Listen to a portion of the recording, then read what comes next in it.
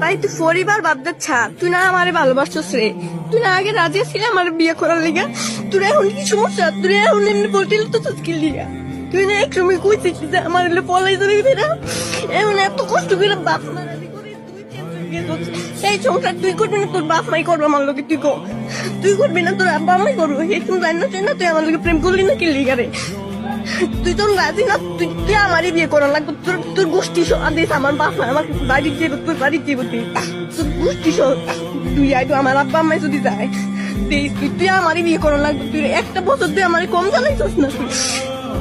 তুই কি আমি তোর কি চাইছিলাম ভালোবাসার লিগে রে? তুই আমার রিলেশন তার লেগে করছিস।